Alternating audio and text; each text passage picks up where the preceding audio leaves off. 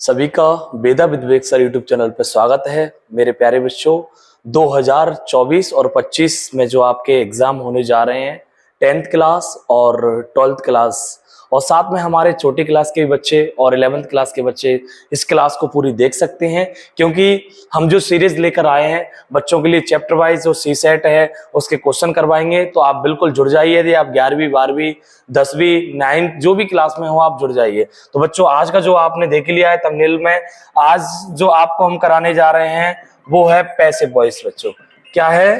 Passive voice है, आपको याद रखना है। ठीक है बेटा, आप समझना है जरा मेरी बात को।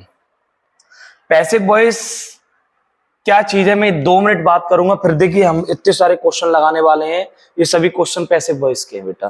ठीक है, पहले थोड़ी सी बात कर लेते हैं। वैसे हम लोग चैप्टर पढ़ाएंगे तब अलग से बात करेंगे, लेकिन आज सिर्फ क्वेश्चन लगवा रहे हैं आपको प्रैक्टिस के लिए बेटा। और क्वेश्चन ऐसे नहीं लगवाएंगे कि आंसर टिक कर दे। सारे क्वेश्चंस के आंसर हम आपको अच्छे से समझाएंगे, एक्सप्लेन करेंगे, जिससे आपका पूरा चैप्टर रिवीजन हो जाएगा। बच्चे को थोड़ा सा भी पैसिव वॉइस आता है तो वो कंप्लीट कर सकता है। आप सभी अच्छे से जानते हो कि जो वॉइस है वो हमारे 2 भागों में डिवाइड है। एक तो हमारा एक्टिव होता है, एक क्या होता है बच्चों? एक्टिव होता है, और एक क्या होता है? पैसिव होता है। सभी लोग जानते हैं, मुझे पता है आप लोग सभी परिचित हैं इन सारी चीजों से, लेकिन थोड़ी सी चर्चा कर रहा हूं मैं, ज्यादा नहीं, क्योंकि इससे पहले हमें बहुत सारे क्वेश्चंस करने हैं। अभी समझना जरा बात को प्यारे बच्चों। यदि मान लो हमारा सेंटेंस कैसा है बेटा? एक्टिव है हमारा सेंटेंस, तो इसका अर्थ है कि हमारे सेंटेंस एक्टिव है, तो इसमें हमारा सब्जेक्ट काम कर रहा होगा बेटा। क्या काम कर रहा होगा? सब्जेक्ट। मतलब सेंटेंस यदि वो एक्टिव है तो क्या क्या बेटा क्या होगा? उसमें सब्जेक्ट काम कर रहा होगा। जैसे जैसे मैंने बोला सी इज प्लेइंग। बच्चों, मैंने क्या लिखा आपके सामने? सी इज प्लेइंग क्रिकेट। मैंने लिखा सी इज प्लेइंग क्रिकेट। मुझे ये बता दीजिए, ये सब्जेक्ट रहा सी सब्जेक्ट है। यहाँ पर क्या है बच्चों? सब्जेक्ट। कौन खेल रहा है? खेलने का काम कौन कर रहा है बच्चों? सब्जेक्ट कर रहा है। यानी सब्जेक्ट काम कर रहा है, तो ये स्टेटमेंट हमारा कैसा हो जाएगा? एक एक्टिव स्टेटमेंट हो जाएगा। मैं थोड़ा सा इंट्रो दे रहा हूं, फिर हम क्वेश्चन पर चल रहे हैं। दूसरी, मैंने मान लो इसी का मैंने पैसिव कन्वर्ट कर दिया, जो कि अभी आपको आता नहीं है। मैंने इस क्रिकेट को यहाँ पर लेकर आ गया। क्रिकेट को कहां लेकर आ गया? यहाँ लेकर आ गया। और मैंने इज बीइंग प्लेड, बच्चों मैंने क्या कर दिया? इज बीइंग प्लेड बाय हर कर दिया। अभी आपको नहीं पता ये विवेक सर ने क्या किया है, लेकिन आप थोड़ा सा समझिए इस बात को बेटा। ठीक है, मैंने ऐसा किया, तो आप यहां पर ये बताइए क्रिकेट काम कर रहा है, बताओ क्रिकेट खेलने का काम कर सकता है? तो आपने कहा ना ना ना सर, ऐसा नहीं होगा, क्रिकेट खेलने का काम नहीं कर सकता। तो खेलना तो किसके द्वारा हो रहा है? उसके द्वारा। तो यहाँ पर जो सब्जेक्ट बना है, पैसिव वाला सब्जेक्ट है, ये इस काम को नहीं कर पा रहा है, इस काम को नहीं कर पा रहा है। और जब इस काम को नहीं कर पा रहा है तो इसे कहेंगे प्यारे बच्चों पैसिव फॉर्म। इसे क्या कहेंगे? Passive form. ये तो एक आइडेंटिफिकेशन हो गया। मान लो कभी कोई पूछता है कि एक्टिव में अंतर क्या है, पैसिव में अंतर क्या है, तो आप क्या कहोगे? जो जिसमें सब्जेक्ट काम कर रहा है वो एक्टिव है, जिसमें सब्जेक्ट काम नहीं कर रहा है वो पैसिव है। चलो, एक आइडेंटिफिकेशन तो ये हो गया। दूसरा आइडेंटिफिकेशन और बता देता हूं मैं जल्दी से आपको। मैं तेजी से इसलिए कर रहा हूं प्यारे बच्चों, क्योंकि लिए आपको क्वेश्चन करवाने, मैं क्वेश्चन करवाने आया हूं, लेकिन मैं बेसिक समझा दूं। दूसरा आइडेंटिफिकेशन बच्चों, आप अच्छे से जानते हैं सेंटेंस में एक मेन वर्ब होती है और एक हेल्पिंग वर्ब होती है। ठीक है, यदि आपकी मेन वर्ब बेटा किस फॉर्म में है? थर्ड फॉर्म में है। बात याद रखना, थर्ड फॉर्म में है तो वो एक्टिव भी हो सकता है। क्या हो सकता है बेटा? एक्टिव भी हो सकता है, याद रखना। और क्या हो सकता है साथ में? वो पैसिव भी हो सकता है। इस बात को याद रखना है बच्चों। मेन वर्ब किस फॉर्म में? थर्ड फॉर्म में, तो वो एक्टिव भी हो सकता है और क्या हो सकता है? पैसिव भी हो सकता है। यदि आप देखो बेटा कैसे सर, देखो बेटा इसको याद रखना, बी के फॉर्म आप अच्छे से जानते हो। बी के फॉर्म क्या होते हैं बेटा? बी खुद होता है बी का फॉर्म, फर्स्ट फॉर्म, और बी के फर्स्ट फॉर्म एक और होता है इज, एम, और क्या होता है बच्चों? आर होता है। और बी का सेकंड फॉर्म कौन होता है? मुझे बोलिए साथ में। वॉज होता है, और क्या होता है बेटा? वर होता है। और बी के थर्ड फॉर्म की बात करें हम लोग, बी का थर्ड फॉर्म क्या हो जाएगा? बीन हो जाएगा। ठीक है बच्चों, ये मैं आइडेंटिफिकेशन बता रहा हूं आपको। बी का थर्ड फॉर्म क्या हो जाएगा? बी का थर्ड फॉर्म बीन हो जाएगा। और बी के फोर्थ फॉर्म की बात करें तो बी का फोर्थ फॉर्म हो जाएगा बीइंग। और बी के फिफ्थ फॉर्म की बात करें तो बी का फिफ्थ फॉर्म नहीं होता है। बात समझ गए अब आप लोग? मतलब सर, और एक और हैव का फॉर्म याद रखना। हैव का फर्स्ट फॉर्म हैव होता है, और हैव का सेकंड फॉर्म क्या होता है? हेड होता है। और हैव का थर्ड फॉर्म भी हेड होता है। और हैव का फोर्थ फॉर्म हैविंग होता है। और हैव का फिफ्थ फॉर्म हैज होता है। ये छोटी सी बात आपको याद रखनी है, बस इतनी छोटी सी बात याद रखनी है। फिर अपन लोग चल रहे हैं पैसिव की ओर। क्यों सर? इस बात को समझिए। देखो मेरे प्यारे बच्चों, बी के फॉर्म के बाद ये बात है बेटा, इसे स्टार लगा लो, इस 5 करोड़ की बात है, ये कितने करोड़ की बात है, 5 करोड़ की बात है। बी के फॉर्म के बाद यदि आपकी थर्ड फॉर्म मिल रही है, बी के फॉर्म के बाद डायरेक्ट थर्ड फॉर्म मिल रही है, तो ये निश्चित तौर पर बेटा ये क्या कहलाएगा, पैसिव कहलाएगा। क्या कहलाएगा, पैसिव कहलाएगा। याद रखना बच्चों इस बात को, बी के थर्ड फॉर्म के बाद पैसिव, बी के फॉर्म के बाद यदि मेन वर्ब थर्ड फॉर्म में मिल रही है तो ये पैसिव कहलाएगा। और हैव के फॉर्म के बाद बी की थर्ड फॉर्म, मतलब हैव के फॉर्म के बाद आपकी मेन वर्ब थर्ड फॉर्म में मिल रही है तो वो एक्टिव कहलाएगा। मतलब सर, मतलब ये है बेटा पैसिव सिर्फ कितना सा है, इतना सा पैसिव है। बी के फॉर्म के, मान लो मैंने कहा इज मेन वर्ब की third form passive, are main verb की थर्ड फॉर्म पैसिव, मैंने कहा वॉज मेन वर्ब की थर्ड फॉर्म पैसिव, मैंने कहा वर मेन वर्ब की थर्ड फॉर्म पैसिव, तो बच्चों ये पैसिव है। तो मैंने 2 आइडेंटिफिकेशन बता दिए आपको। अब हम क्वेश्चन की ओर चल रहे हैं। आप अच्छे से जानते हैं कि हमारे प्रेजेंट इंडिपेंडेंट को एक्टिव से पैसिव में बदल सकते हैं, प्रेजेंट कॉन्टिन्यूअस को एक्टिव से पैसिव में बदल सकते हैं, प्रेजेंट परफेक्ट को एक्टिव से पैसिव में बदल सकते हैं, प्रेजेंट परफेक्ट कॉन्टिन्यूअस को नहीं बदल सकते, पास्ट इंडिपेंडेंट को एक्टिव से पैसिव में बदल सकते हैं, पास्ट कॉन्टिन्यूअस को एक्टिव से पैसिव में बदल सकते हैं, पास्ट परफेक्ट को एक्टिव से पैसिव में बदल सकते हैं, और उसके बाद पास्ट परफेक्ट कॉन्टिन्यूअस को नहीं बदल सकते। फ्यूचर इंडिपेंडेंट को एक्टिव से पैसिव में बदल सकते हैं, और साथ में फ्यूचर कॉन्टिन्यूअस को नहीं बदल सकते।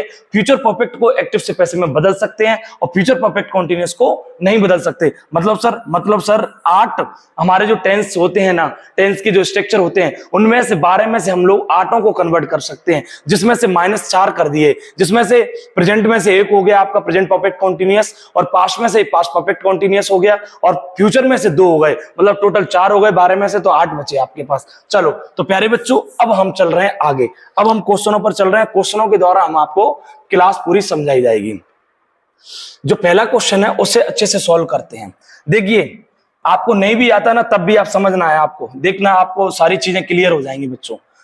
यहाँ पर जो द डॉक्टर है ना बेटा, द डॉक्टर एक सब्जेक्ट है। क्या है बच्चों, यहाँ पर द डॉक्टर एक सब्जेक्ट है, और हेड एग्जामिनेड जो 2 वर्ब है बेटा, प्लीज ध्यान दो, ये 2 वर्ब है। एक तो हमारी कैसी है बेटा, 2 वर्ब हो गई तो पहली क्या हो जाएगी, हेल्पिंग वर्ब, दूसरी हमारी क्या हो जाएगी, आप मेन वर्ब, और ये किस फॉर्म में लिखी है, थर्ड फॉर्म में। मैंने कहा हैव के फॉर्म के बाद, हैव का फर्स्ट फॉर्म हैव का सेकंड फॉर्म हेड, हैव का थर्ड फॉर्म हेड, हैव का फोर्थ फॉर्म हैविंग, हैव का फिफ्थ फॉर्म हैज, हैव के फॉर्म के बाद थर्ड फॉर्म है, तो ये एक्टिव है। मतलब सर ये एक्टिव लिखा है। क्या लिखा है बच्चों, ये एक्टिव लिखा है। मतलब सर इसका पैसिव कैसे बनाएंगे, तो वेरी इजी, बहुत ज्यादा इजी है बच्चों। सबसे पहले तो आप हिम को आगे लेके आओगे, तो हिम आ गया। हिम ऑब्जेक्टिव केस होता है किसका, ही का। तो जब ऑब्जेक्टिव के घर से सब्जेक्ट में आएगा तो कौन बनेगा, ही बनेगा। तो ही इसमें सही है, इसमें सही है, इसमें सही है। ये नन ऑफ दीजिए, देख लेते हैं। अगला बच्चों, हम इस वर्ब को जैसा का जैसा रख देते हैं। जब हमारे पास 2 वर्ब होती हैं तो मेन वर्ब से पहले जितनी भी वर्ब दी होती हैं, देखो एक तो एक स्ट्रक्चर वाइज समझा सकता हूं, एक मैं अपने तरीके से समझाने की कोशिश कर रहा हूं। स्ट्रक्चर तो आपने रटा होगा had been plus main verb की थर्ड फॉर्म, और एक और तरीका मैं बता रहा हूं आपको साथ में। मैंने कहा बेटा मेन वर्ब हेल्पिंग वर्ब है, मेन वर्ब से पहले जितनी भी वर्ब होंगी, तो इसमें जितनी वर्ब मतलब मेन वर्ब से पहले जितनी वर्ब लिखी होंगी उन्हें उठा के यहाँ लिख देंगे। तो यहाँ पर कितनी लिखी है, 1 लिखी है। तो हमने हेड को उठाया, तो यहाँ पर तो वॉज लगा है, नहीं, यहाँ पर हैज लगा है, नहीं, यहाँ पर हेड लगा है। सर ये सही है, मतलब सर अभी ये सही है, ये को नन ऑफ दीज ऑप्शन है, तो इसलिए हम लोग आंसर इसको नहीं करेंगे। अभी आगे और देखेंगे, फिर हमें पता है ये हमारी थर्ड फॉर्म हेड, ये मेन वर्ब थर्ड फॉर्म में बी के फॉर्म का क्या फॉर्म लेगी बेटा, बी का थर्ड फॉर्म लेगी। और बी का थर्ड फॉर्म क्या होता है, बीन होता है। यह स्ट्रक्चर रट लो, had been plus main verb की थर्ड फॉर्म। तो इसमें बीन है क्या, अरे सर इसमें तो मिल गया बीन। फिर आपकी जो मेन वर्ब होती है वो थर्ड फॉर्म में आ जाती है, तो ये थर्ड फॉर्म में है क्या, एग्जामिनेट थर्ड फॉर्म में है। उसके बाद हम लोग मेन वर्ब के बाद इस सब्जेक्ट को उधर ले जाएंगे, तब प्रीपोजिशन से कनेक्ट करेंगे। और वो प्रीपोजिशन ज्यादातर जो कनेक्ट करते हैं वो बाय से, लेकिन प्यारे बच्चों याद रखना और भी प्रीपोजिशन आ सकते हैं यहाँ पर। तो हमने इसे किससे कनेक्ट कर दिया, बाय से, और उसके बाद द डॉक्टर इधर पहुंच जाएगा, द डॉक्टर। तो आंसर इज करेक्ट हमारा सी नंबर, आंसर हमारा करेक्ट हो जाएगा सी, एकदम करेक्ट।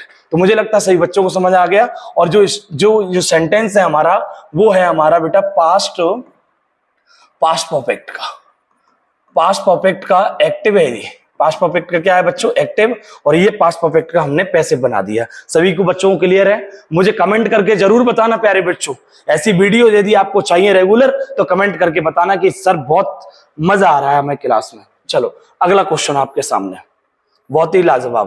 बेटा नंबर पे ना जाए क्वेश्चनों के। He could have done that work. भाई सब्जेक्ट क्या हो गया, ये हो गया।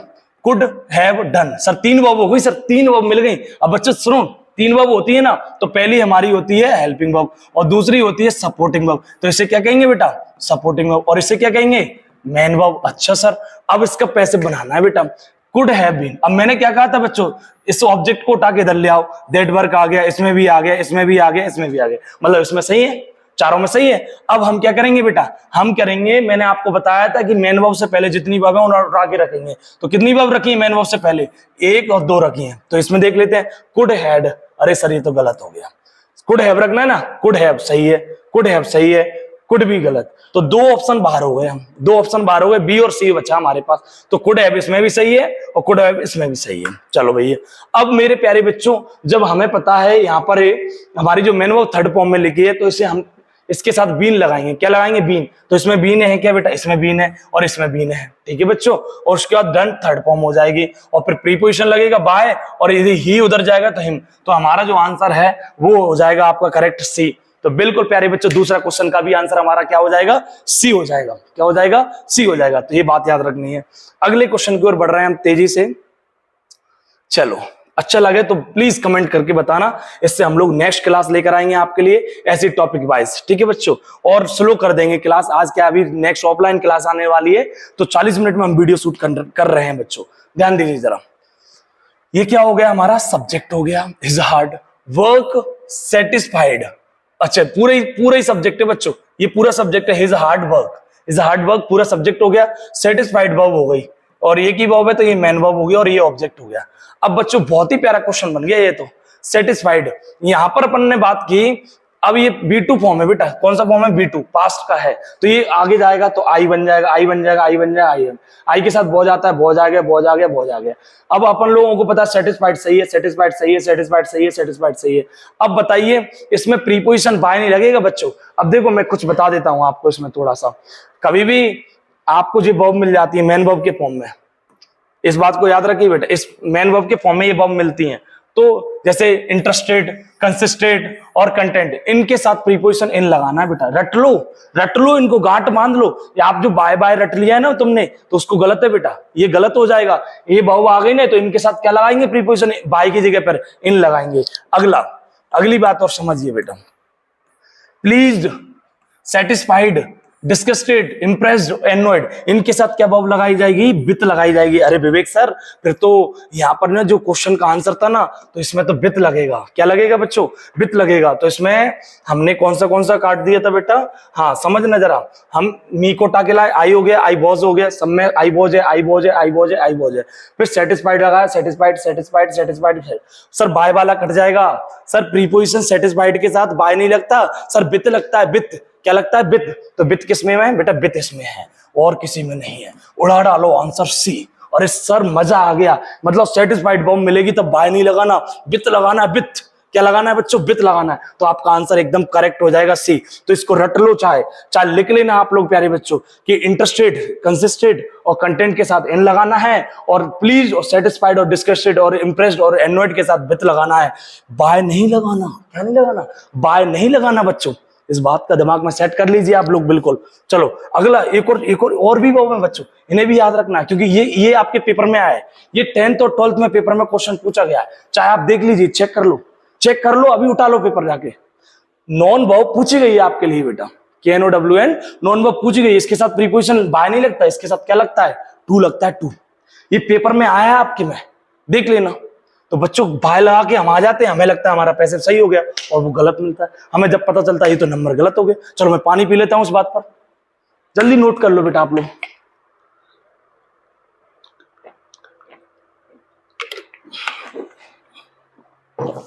यस, नेक्स्ट क्वेश्चन आपके सामने।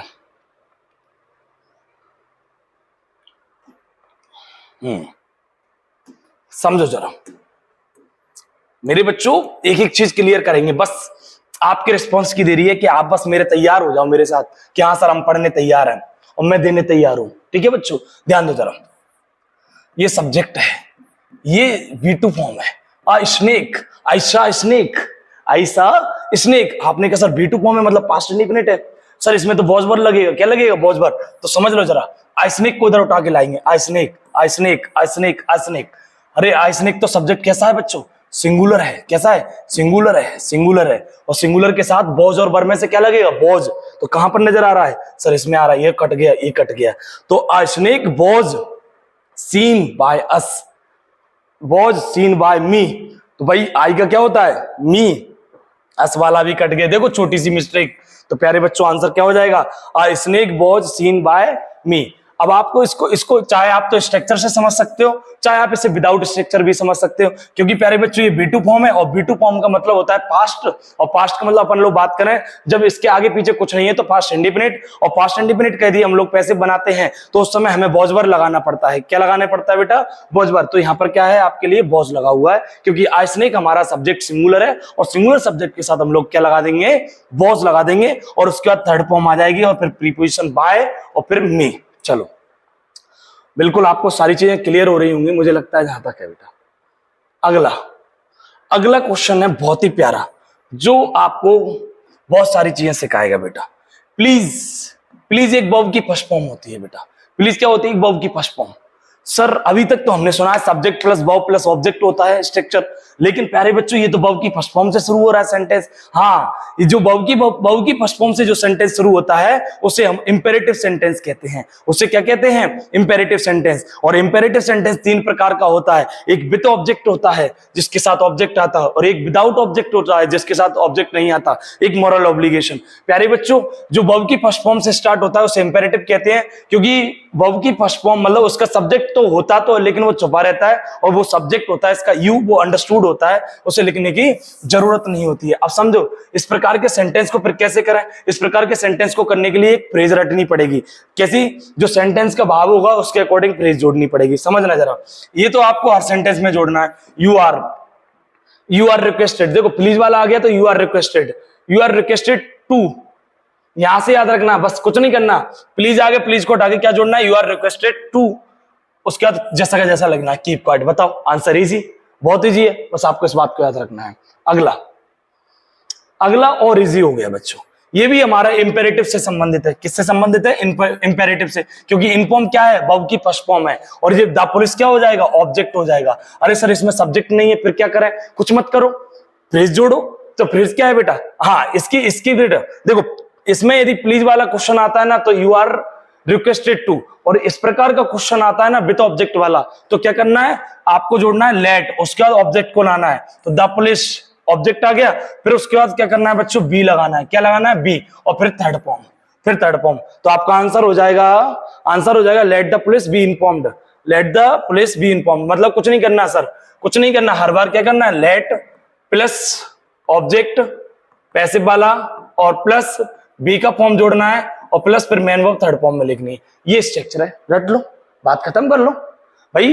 यदि विद ऑब्जेक्ट वाला आ रहा है तो रट लो, let plus object plus be plus main verb की थर्ड फॉर्म। हो गया आपका आंसर। आंसर क्या हो गया, बी। सर ये गलत है, आंसर बी एकदम करेक्ट है। चलो आ जाओ भाई, अगले क्वेश्चन पर आ जाओ, जल्दी ध्यान दो। सुगन्या कैन हेल्प मी, बहुत बढ़िया क्वेश्चन है, मॉडल का क्वेश्चन है। सुगन्या क्या है, एक सब्जेक्ट है, कैन हेल्प दो वर्ब हो गई, एक तो आपकी हेल्पिंग वर्ब हो गई और ये एक मेन वर्ब हो गई। और मैंने कहा था आपसे प्यारे बच्चों, हेल्प आप पैसे बनाते समय पहले तो इसको ले जाओ, तो यहाँ पे आगे आई, देखो आई आ गया, ये तो गलत हो गया। सुगन्या कहां से आ जाएगी, यहाँ पर इधर से उठ के आएगा ना। हाँ मैं समझ रहा हूँ, आप भी कह रहे हैं सर आएगा, तो आई आगे, इधर भी आगे आ गया, तो बी ऑप्शन तो गलत हो गया। अब आई के साथ अपन लोग पहले, आपको मैंने बताया था यदि दो वर्ब है, हेल्पिंग और मेन वर्ब, तो हेल्पिंग वर्ब को पहले उठा लाओ। तो हेल्पिंग वर्ब इसमें कैन आ गई, इसमें भी कैन आ गई। सर ये भी ऑप्शन बाहर हो गया, मतलब हमारे पास ए और सी बचा।